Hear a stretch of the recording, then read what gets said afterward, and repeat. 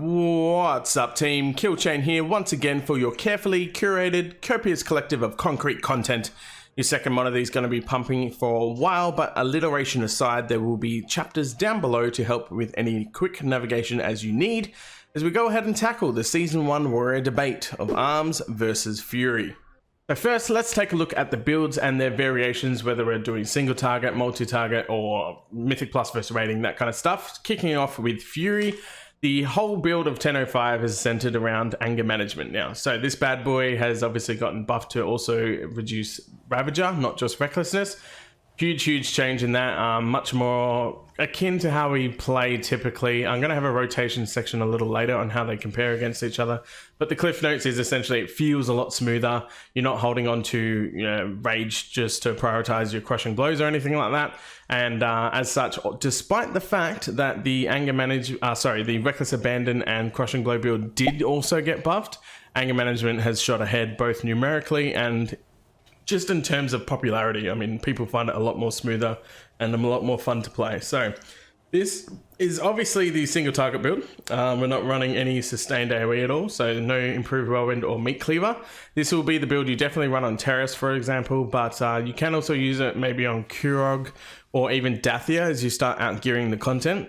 Typically if and when you have to go over to a platform to kill the ads. As you start getting enough gear and stuff behind yourselves, you tend to find that your burst window is more than enough. Blow your Ravager with your spear and everything like that. Everything will die comfortably enough, and then you just simply jump back over to the central platform because you don't need that sustained AoE that's provided with improved whirlwind or meat cleaver. And then the rest of the 90% of the fight is all single target anyway on Dathia herself. So there are definitely some circumstances beyond just what you'd blindly assume as Teros. For example, even Aeronog, right? Mythic maybe a little less because of the big ad that you have to focus down a bit as well.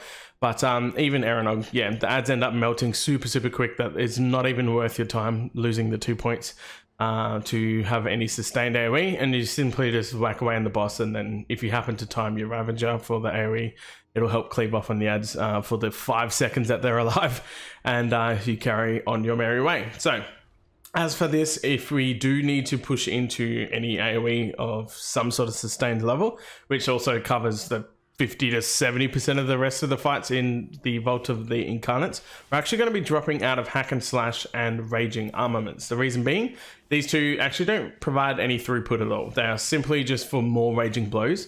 And although this technically is a Raging Blow build, you're only using it as a filler whenever you need to, and it's strictly based on 4-piece. 4-piece allows for way more sudden death procs, which means you don't need as many resets or as many charges on your Raging Blow to help fill the gap, so to speak.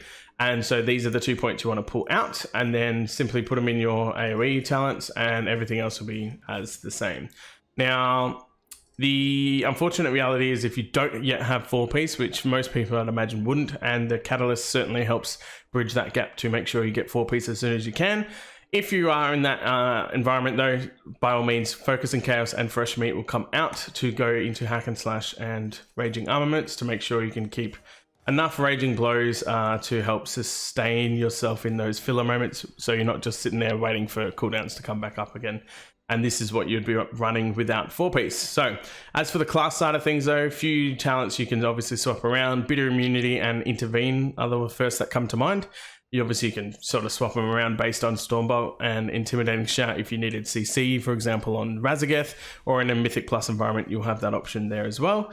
Now, it is important to note that you could probably pull out of Overwhelming Rage maybe a little bit as well, but do not underestimate how good this particular talent can be. Having that extra rage pool, especially when you've hit a couple of sudden death procs in a row at the same time as you would have Onslaught, being able to have that extra pool of rage to then back up multiple rampages in a row, especially with a couple of Frothing Berserker procs. Yeah, it can be really powerful, right? So don't underestimate that talent, but it is an option to pull out maybe 1 point if you needed it elsewhere. Don't get fallen into the trap of Barbaric Training and Seismic Reverb. Both of these, although it seems like it would be sort of okay for AoE, it really doesn't pull its punches much at all. Yeah, whirlwind damage increase is the only thing you're getting out of this, and nothing to do with that AoE isn't like relying on whirlwind. It's because we have to use whirlwind to get the meat cleaver buff. So The Meat Cleaver stacks is all we actually care about to spread our single target damage, much like Blade Flurry for combat rogues, or, wow, combat shows my age, outlaw rogues. But it's the whirlwind damage itself who gives a shit, right? It's not really doing anything for us. It's likewise with Seismic Reverb. Because it immediately casts the new whirlwind, it's not allowing us to maybe whirlwind and then 5 seconds later it will cast a free whirlwind again for us, thus refreshing our Meat Cleaver stacks. It'll do both the whirlwinds immediately, and you don't get any benefit out of extra Meat Cleaver stacks, and you certainly don't get much benefit in terms of the actual damage provided by whirlwind itself, because yeah, whirlwind is not the be all and end all when it comes to AoE. We're only doing it strictly for Meat Cleaver stacks. So as for our big choice nodes of the capstones, again, Spear of Bastion should be picked in all rating scenarios 100% through and through. Numerically, it will always sim better than Thunderous Roar. However, in Mythic Plus, I would 100% go with Thunderous Roar, unless if you have an absolutely banger of a group that is really well gelled together. It's very unrealistic. You're going to get as much bang for your buck in standing in your spears. We've got thundering affixes. There's different mobs doing different stuff. You might need to clear. You might need to stand out of the bad. The tanks will be, doing their own thing and pulling mobs, where it's not unrealistic for a pug tank to just completely pull a mob out of your own spear range. And then you sort of go, oh, well, shit, I guess I'll just have to follow the mobs anyways, right? So that lack of cohesion in 99% of groups that you're going to have really makes Spear fall short. So don't fall in the trap of believing that it must be taken because of its damage output. Because yes, it will do more damage than Thunderous Roar, but Thunderous Roar is literally hit it once, set and forget, boom, thank you.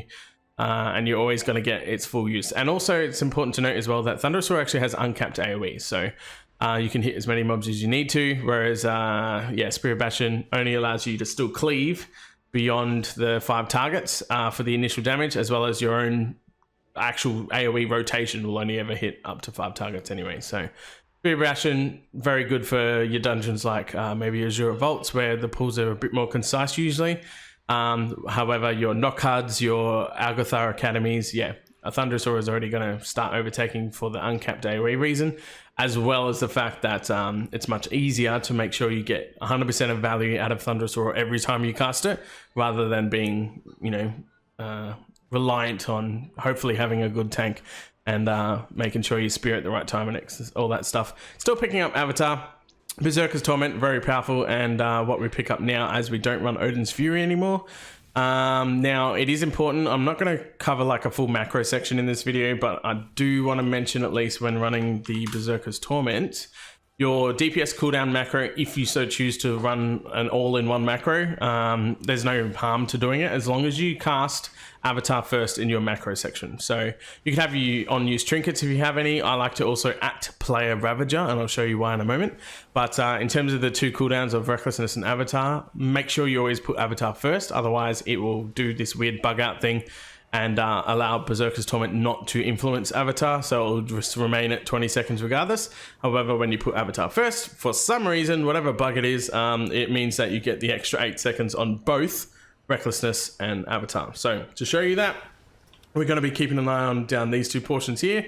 12 seconds standard for Recklessness and 20 seconds standard for Avatar. However, we're going to notice Avatar will go up to the extra 8 seconds of 28 seconds, as we would expect, and Recklessness should go up to 20. Also, while I'm showing this off as well, if you do choose to run the @player Ravager portion, so you save yourself another extra cooldown if you need to, you'll also notice I still actually have my Ravager bound. It's because when I'm in my single target DPS, I want to be able to just hit the one macro and it will cast all on me and it's all fine.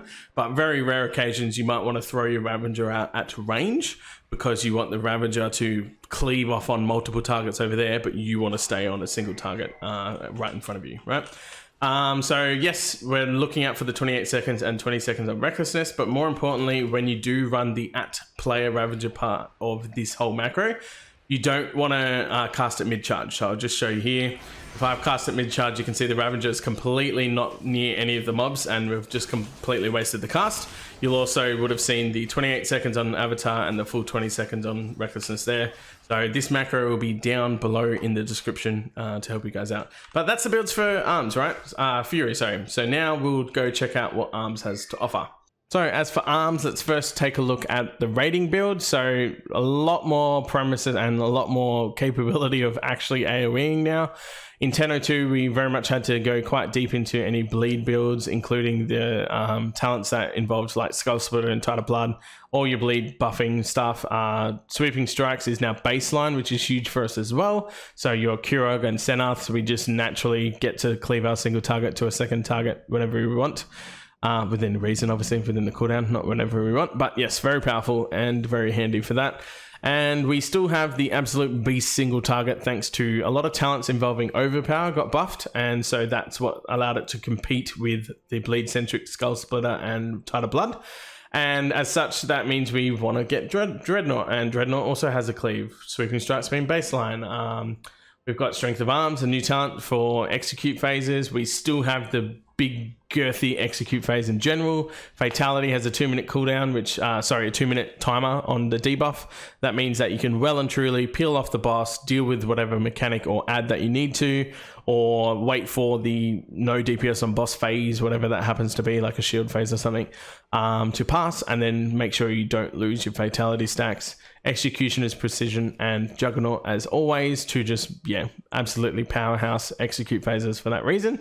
And in tandem with that, we get our nice little Warlord's Torment, which gives us recklessness every time we're avataring or Colossus Smash, which is huge. 25% crit chance is always nice, but more importantly, the rage generation is very handy as well, as this whole build basically centers around Test of Might and Colossus Smash. So we have these two windows where we want to be dumping as much possible rage during our Colossus Smash to build up as high a possible Test of Might as we can. That's where even Ignore Pain is used offensively here. So we hit our Colossus Smash and then we dump Ignore Pains on rage spending.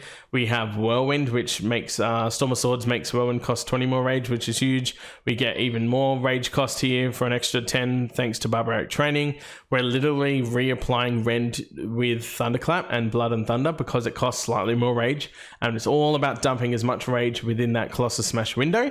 And then subsequently, as such, when our Test of Might is up and running and we've got our extra 36% strength or whatever, however high we manage to get it, we get to keep spending more rage, right? Because the quicker we spend our rage, then the quicker our Colossus Smash comes back up thanks to anger management. So you can see it all kind of synchronizes into each other pretty nicely, especially given that recklessness thanks to Warlord's Torment also gives us more rage generation due to that buff. So everything all plays its part into what makes this a very powerful build that actually does have some AoE to speak of now, rather than just being pure single target and just having no points to spend whatsoever on trying to get any sort of AoE rolling. As for Mythic Plus and any heavy sustained AoE, we've got the Bonegrinder build, not like Fury where it was just a matter of a couple of talents and the playstyle doesn't really change. This does change it up significantly enough that it's worth mentioning.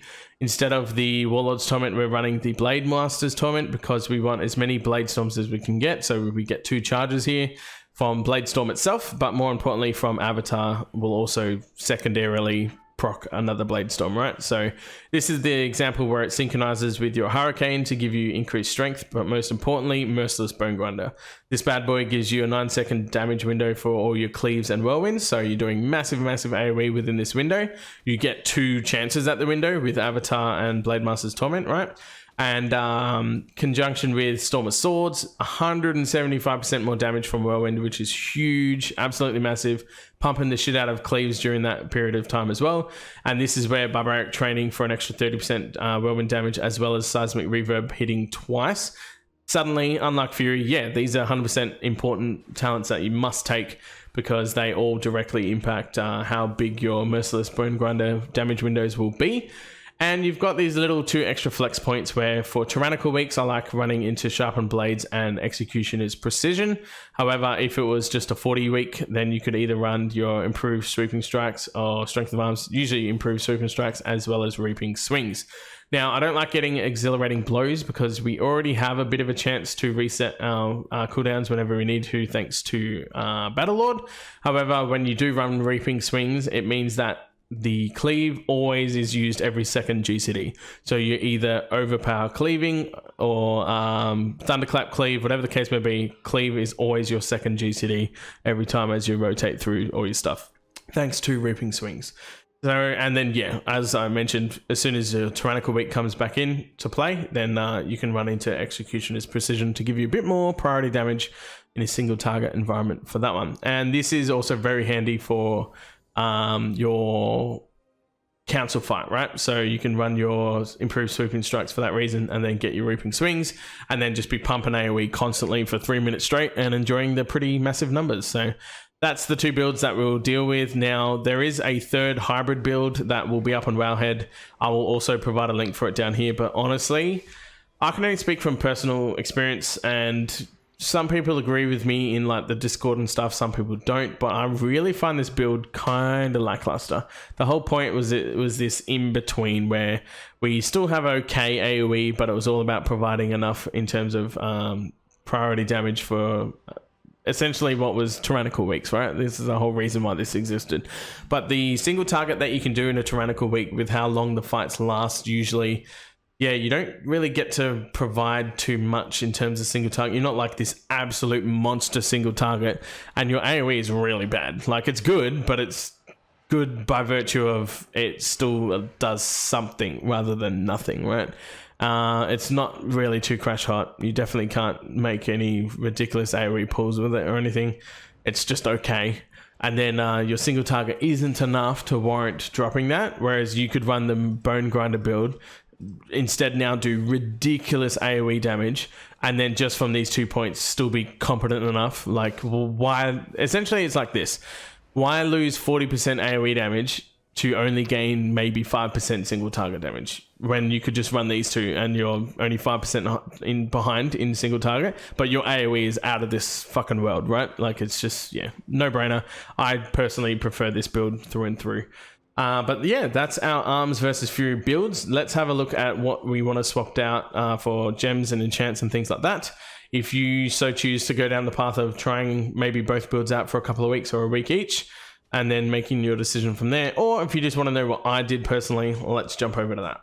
Onto gems, enchants, and trinkets and stuff like that. There's 4 main areas I would say is worthwhile of swapping out if you do want to either test yourself or just want to educate yourself on what I did in terms of determining the difference between Arms and Fury. It would be disingenuous, obviously, to just perfectly gear out for Fury, but then just swap my talent build to Arms and then say, oh, Arms isn't as good because I wasn't, you know, optimizing gems and things like that. So the 4 main areas I'd say is always stockpile a large number of trinkets. So swap out whatever trinkets happen to be the best for that spec. Ring enchants, the missives for any crafter gear, and then your gems in that as well. So namely the ring enchants, more often than not, you'll see Mastery come out ahead for Fury, but Mastery isn't too crash hot for Arms. So that's where you'd be either swapping in for crit, ring enchants, or maybe even haste. The weapon enchants as well, worthy of noting. Sophic Devotion's usually your best option for Fury in 90% of case scenarios, whereas Frozen Devotion is technically better on single target, only pure single target. The moment there's some AoE involved, which happens to be all of Mythic Plus and most of the raid, Sophic Devotion is ahead. So save yourself the money of chopping back and forth or maintaining 4 whole weapon sets, which is just ridiculous. Just get your Sophic Devotion there. However, in Arms, you want to run Waking Devotion, which is the chance on hit to proc a haste buff for a short period of time. Likewise, with the crafting missives, like I said, any crafter gear, you can pick what stats you're going to get on them. Haste and Mastery is usually your best go-to for Fury. However, you want Haste Crit for Arms. So I swapped out those ones as well, and would recommend you guys as well, if you're doing it for the week or so and you want to get a feel for Arms, make sure you swap out the missives of any crafter gear. Ring enchants we already touched on, trinkets obviously yes, and then lastly gems. Your Primalist gem, the Mastery one's always best for Fury, and again, not all scenarios always you know, sim your character if you want to min-max to that level, but in most use case scenarios, Mastery is the best for Fury, and Haste will be your good go-to for the Arms one. So swap them out. It's a bit hefty, it's a bit pricey, but worthwhile doing it if you genuinely want to give Arms a decent look at for a week or two. Then by all means, I would say it's worth the investment. And then your regular gems it depends on really what your sims are outputting for you. Crit and Mastery happens to be the best gems that I want for my current gear setup, right? Whereas Mastery always has some play on your gems in Fury builds, whereas it never has anything to do with Arms. It's always crit and haste, whether it's crit high, haste low, or haste high and crit low. And yeah, so that's your gems and enchants and everything like that. In terms of food and consumables, all that jazz, they're identical. You typically want to be running tepid versatility, especially as you start getting higher gear and you're pushing higher content. I would always advocate for tepid versatility. It's way cheaper, and it actually would probably provide more output than things like Glacial Fury and stuff like that. Glacial Fury is usually only 0.2 to 0.5% of my overall damage for an entire key, whereas having a permanent, maybe an extra 0.5% of versatility throughout every single mob pack, every single boss fight and all that, so it's just so useful. Little bit of extra damage, little bit of less damage taken. It's just, yeah, way all worth it, especially when you factor in the cost there. So that is your gems and enchants and what I swapped around when I tested the two. Lastly, to tie it all together, let's touch on rotation and playstyle. For Fury, much more of a simple priority list rather than fishing for a strict rotation with the old Crushing Blow build. Sudden deaths take priority and should be eaten first, not to waste any. Rampage is next to dump as much rage into funneling, anger management, and lastly, Onslaught is your third in your list of 3 main priorities with this build. Now, Raging Blow is obviously used at the end as a filler, and in absolute extreme circumstances, if you have nothing left, you have Bloodthirst to at least spend a GCD on there. If you're really struggling to provide yourself with enough Raging Blows, given your current gear set, you should definitely make sure you are spec'd back into Hack and Slash and Raging armaments at the cost of focusing Chaos. Generally speaking, you send the cooldowns as soon as they're up, and only to ensure you're smart about Thunderous Roar. So if you are running Thunderous Roar for Mythic Plus, for example, like I suggested, if and when you run it, ideally you want to be using it during your avatar window. However, they'll always desync due to their 1.5 and 1 minute cooldowns respectively. So what you want to do is keep tabs on your recklessness of when it should be up next, thanks to anger management. Because as you would know, popping recklessness will give you your 8 seconds of avatar, and you want to use Thunderous Roar in that window. So as we move over to arms, much more involved of playstyle, but everything is centered around this whole Test of Might Colossus Smash window. So it is important to practice and get used to that. For example, key components of this particular build, including blunt instruments. The fact that Colossus Smash lasts 3 extra seconds means that its total duration is 13 seconds. So if we're trying to dump as much as we possibly can within that 13-second window, if we didn't run blunt instruments, we would only have a 10-second window, which means that both Ignore Pain and Whirlwind could only be cast once during that window. However, by giving us an extra 3 seconds, you're factoring in the global cooldowns and that as well, you should be able to get at least 2 Whirlwinds, because that's the highest rage dump as 60 rage, right? And then hopefully, depending on whether you have haste buffs and different things like that, for example, like your Lust windows, etc., even Waking Devotion, the haste increasing in weapon enchant. I almost forgot what I was talking about. All those little factors are going to obviously help, especially when running things like your Howling Rune. Whatever haste you can get out is going to help that GCD push a little bit harder. So hopefully you'll be able to get 2 Ignore Pains as well as 2 Whirlwinds. Whirlwind is obviously your biggest spender. That getting that twice is quite useful and very big. Ignore Pain shares the same as the Thunderclap, which is also 40 rage for both of those two. And then finally you'll have Mortal Strike and Rend. Normal Rend would never be used. Honestly, you typically always want to run Thunderclap anyway. And as part and parcel of doing that with Colossus Smash gives you that brief window of also getting Recklessness to help rage gain there. So everything does center around that constant ebb and flow of Colossus Smash mode versus Test of Might mode versus Colossus Smash mode. You get the idea. So while Test of Might is going, you're much more rigid with sticking to making sure you're doing those big Mortal Strike hits, and then just like maintaining everything and just using that extra percentage of strength that you gain from Test of Might. Then as soon as you're in Colossus Smash mode, the only thing you care about is just big dick dumps of rage, everything that you can possibly do in that regard. So what that actually tangibly looks like, it is a bit of a trick. We want to open up with Rend as normal still, even though we're using baby version of Rend, not Thunderclap, just to get, the buff up and running and get your Mortal Strike rolling and stuff like that. But then when we go into actual burst window, again, Whirlwind needs to be used straight away, because Whirlwind can be used twice thanks to the other whatchamacallit. So we need to make sure we definitely have enough rage as soon as Whirlwind comes off. And we got that one last in right before that ended. And what do we get? We didn't go to 30%. So typically you can do a little bit better than that, honestly. I'm sort of just showing you obviously how it looks. But yeah, 30% strength there. And because we're dumping rage pretty regularly, you can see Colossus Smash is already back up. So right as Test of Might basically fell off, I'm immediately able to Colossus Smash again and go, oh snap, all right, now we've got the next window of all the damage we've got to do. And just pumping a lot of yeah, damage where we can. Still got 7 seconds. I'm not running any extra haste stuff, obviously, as you can see, so that's not too bad. Almost got the whirlwind again, but didn't quite get it, 26% that time. And then you're just casting as normal, using your typical rotation, not worrying about blowing too much of the cools. We don't want to hit whirlwind here, obviously, because Colossus Smash is about to come up. And then, cool, Colossus Smash is up again. All right, bang, straight back into our wombo combo of spending as much rage as we can. Nothing else to do, so we'll hit that. You don't typically want to use your sudden death procs in this particular window. It's a bit of a trap, unfortunately. There we go, we got one last cast of that. Got 30% again. So now we're in this actual Test of Might window mode again. So this is where ideally you want to be using your sudden death. We don't want to waste the global on a free execute as much as you do want to hit the execute button. Honestly, it's very good. It's just that's a whole global that is missed out on spending rage because it's considered free rage, not actually rage spending. So unfortunately, yeah, doesn't count towards our rage expenditure during Colossus Smash window, so try and avoid that where you can. And then you just constantly got that ebb and flow. Much more difficult. I'm certainly no expert at it, but yeah, that's kind of the playstyle you want to get used to. And as you can see, quite comfortably, there's very, very, very little downtime between either being in Colossus Smash mode or Test of Might mode. Because by the time you spend all the extra rage, Colossus Smash is basically coming up as Test of Might is falling off. And typically you expect to get anywhere between 30 to 36% quite regularly in terms of how much strength you're going to be gaining each time. And you just need to try and make sure you tweak and hold off on cooldowns until you Colossus Smashes window, then just do a typical standard comfortable single target rotation by maintaining rend and everything like that during your Test of Might window. Now, important here as well, let's have a look at how our AoE rotates. Again, I'm not going to be perfect at this because I'm trying to talk while actually showcasing everything.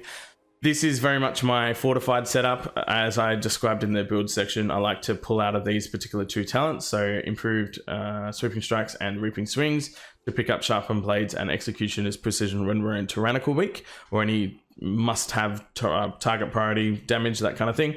Whereas for a fortified week, especially on your big ones like Nokhad and Algothar Academy, you can run your pure yummy juicy AoE, and everything centers around again that Blade Storm and then that very strict 9-second window. So with that 9-second window, you'll notice you'll only ever get 1 whirlwind within that. So your key is to also Warbreaker as well, only lasts 10 seconds. So Warbreaker, very powerful for dumping an extra 30% damage, almost as if we're getting a Test of Might, essentially, right? However, we'll only ever get 1 Warbreaker within that period of time, likewise with only 1 Whirlwind. So the damage required to get the Blade Storm and Merciless Bonegrinder, there's no point Warbreakering for the Blade Storm itself. You want to specifically Warbreaker for the Merciless Bonegrinder period of time, because allowing 30% extra damage on your Blade Storm of 40,000 damage, cool, that's all well and good, whereas we're doing significantly more damage than that in that 9-second Bone Grinder window. So hold off on Warbreaker until your Bone Grinder is active and you're pumping all your Whirlwind and Cleaves. The aim is obviously to try and get as many Cleaves in as you can and the 1 possible Whirlwind, because the cooldown is just too long, unfortunately.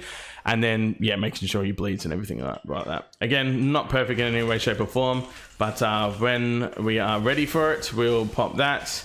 We've immediately got our Warbreaker, and then we can hit our Thunderous and this bad boy, and then Cleave to our heart's content as many times as we can within that nice little window here. And yeah, that's basically what you're going to be doing. It falls off, you can immediately go into your next Blade Storm, which Warbreaker won't be up for that one, but that's fine. And then we hit our Whirlwind to massive amounts of damage there. And as you can see, we're peaking pretty nicely on a 5-person target, 200k, pretty comfortable. And again, I'm not perfectly optimized for this at all, but you can do some pretty girthy AoE in that regard. And most of all this stuff is uncapped, and that's the real strength of this particular build. Very juicy indeed. So that's how we do our AoE rotation whenever our cooldowns are up, for example. So we have no Blade Storm or anything available to us. The bright side is, again, anger management is helping reduce Warbreaker and Bladestorm by 1 second for every 20 rage. So that's sort of doing a lot of the heavy lifting to make sure you always have them available for each new pack that you push into. So that's always handy. But outside of that, I mean, you're using Dreadnought for the frontal cone cleave. So make sure you're positioning correctly. Like if I'm trying to AoE, but I'm sort of facing off this way, I'm not cleaving my overpowers to all of them. You sort of obviously want to have them all in the line. And Whirlwind you can throw around as a part of your normal AoE rotation. You just need to be aware that you want Whirlwind up for when you're about to Bladestorm. So here it's 9 seconds left. I'm not immediately going to Whirlwind. I'll just hold off a little bit until the Bladestorm comes up. That kind of stuff, you just need to be aware of that. Sweeping Strikes, now baseline. Make sure you're using that to throw around your either free sudden death procs or just cleaving anything as normal. You're supposed to be keeping up your rend with Thunderclap. Now, keep in mind, Thunderclap only applies to 5 targets. So let's pretend I had a massive cluster of, say, like 20 mobs here. We did a couple of big pulls and what you want to essentially do is almost like travel around them. So let's say the first pack's here, the second pack's over here, and there's the third pack here, and it's just this big cluster. As you're sort of getting ready to wind up to do your big AoE combo, you can start actually thunderclapping around the place. So because it only ever hits 5 targets, you sort of could thunderclap here and get this 5 cluster, then move around, and then your next thunderclap you'll do here to get this sort of end of the pack. So you are trying to get that rend on as many different people as possible. And then as soon as it's go time, then by all means you'll obviously hit your avatar. You then immediately thunderclap while avatar is active, Thunderous Roar, sorry, and then Warbreaker, do your big AoE, all the usual stuff here. And you can make sure your bleed doesn't drop off, just pump as many cleaves as you possibly can within that window and do some nice juicy damage. So there you have it. Now to wrap it all together, how do they fare? Which one is better? Let's finally answer the question we've all been waiting for. But the truth is, the cop-out answer is just pretty much all play whatever you want, because they're both good enough. Now, of course, 30+ minute video just to say play what you want. Yeah, it's a bit gross. But I want to sort of understand or teach you guys to understand why that's the case. So starting off with Mythic Plus, the Fury lineup for the build actually provides very, very powerful AoE, and its single target while running that Mythic Plus build actually out DPSs anything ARMS can provide for each single target when running its respective Mythic Plus builds. So both variations of Bonegrinder, including my sort of Tyrannical version that a lot of people have started opting for on Tyrannical weeks, if you still want to run that big Bonegrinder AoE, where you pick up Sharpening's Blades and Executioner's Precision. Even that still gets outstripped by Fury's single target capabilities, so that sort of helps lean towards that. And the hybrid Cleave build, which I'm not a huge fan of at all, even that one does less damage than Fury in AoE and does less damage in Fury in single target. Not by much, very, very marginal. And obviously simming isn't everything, but even in practice, yeah, definitely Fury, I'd say, just slightly has the edge for all the Mythic Plus areas for that reason.